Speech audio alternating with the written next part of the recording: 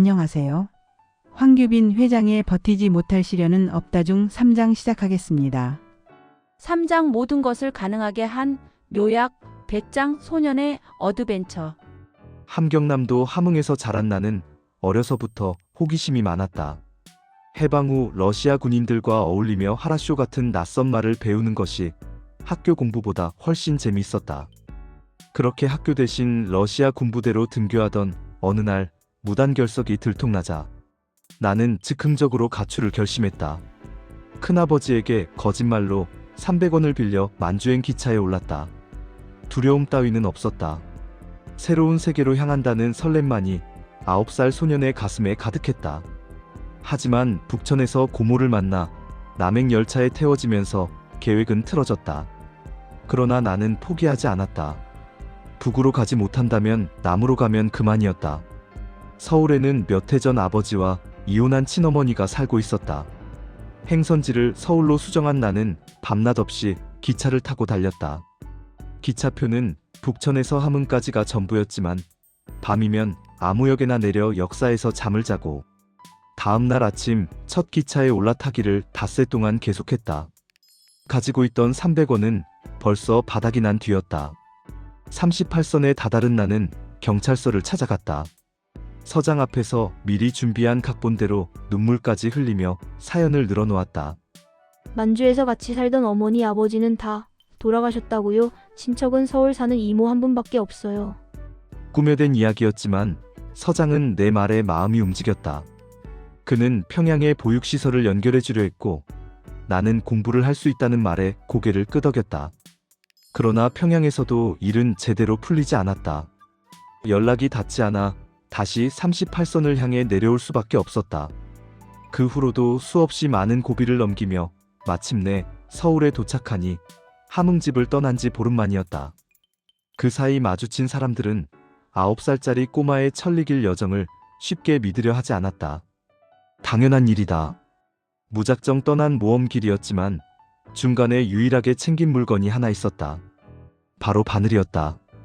오랫동안 여행을 하다 보면 옷이 해지고 떨어질 것이 분명한데 그것을 고쳐 입으려면 바늘이 필요하지 않겠는가. 어머니를 만나기까지 막상 바늘을 쓸 기회는 없었지만 주머니 속의 바늘은 내게 작은 안도감을 주기에 충분했다. 어린 시절부터 몸에 밴 준비성은 고등학교 시절 만난 김송월 선생님이 더욱 단단히 단련시켜 주었다. 피난 이후 수없이 공부를 포기하려 했을 때 선생님은 내게 말했다. 기회를 위해 준비하라. 이 말은 이후 내가 어려움을 겪을 때마다 되새기며 힘을 얻는 금쪽 같은 가르침이 되었다. 지금도 내 지갑엔 항상 충분한 금액의 돈이 들어있다. 단 한 번도 돈이 똑 떨어져 뭔가를 사지 못한 적은 없다. 사무실 책상 서랍 맨 아래 칸에는 언제나 팩스 용지가 2롤씩 들어있다. 출장 가방을 챙길 땐 반드시 넥타이를 출장 일수보다 한 개 더 준비한다. 어린 시절 무작정 집을 나서면서도 바늘을 챙겨갈 생각을 했던 것처럼 내게는 늘 한 꾸러미의 비상용품이 가까이에 있어야 안심이었다. 덕분에 나는 준비라는 바늘에 성공이라는 실을 멋지게 꿰어냈다고 감히 말한다. 아버지는 흥남 재련공장의 기술자였다. 하루 일을 마치고 막걸리 한 사발을 들이킨 후 집에 돌아온 아버지는 잠들지 않고 있는 큰아들을 무릎에 앉히고 공장 이야기를 들려주곤 했다. 규빈아, 네 철판이 어떻게 만들어지는 거 아네? 돌덩이를 녹이면 쇳물이 나온다는 거 아네? 얼큰하게 취한 아버지의 이야기는 두서없이 돌아다녔지만 나의 호기심 관역에 화살을 꽂기는 충분하고도 남았다. 아버지는 가끔 양철판 쪼가리며 구리선 토막을 집으로 들고 왔다. 쇠톱 하나만으로 쓱쓱싹싹 철판을 오려 대문의 구멍을 멋지게 때우는 아버지 옆에서 나는 감탄의 눈빛으로 작업을 지켜보곤 했다. 통학길에 있던 함흥공과대학을 지나는 길을 선택한 것은 그날부터였다. 창문 너머로 보이는 강의실 칠판에는 하얀 분필로 수많은 선들이 복잡하게 그려져 있었다. 이제 겨우 중학교 1학년생인 내가 보기에는 도저히 이해할 수 없는 그림이었지만 이상하게도 칠판에서 눈을 뗄 수가 없었다. 창문 안쪽에서 들려오는 목소리는 이 하얀 선들이 무슨 기계를 만드는 밑그림이 된다고 했다. 충격이었다. 기계를 만들려면 그런 그림이 있어야 했다.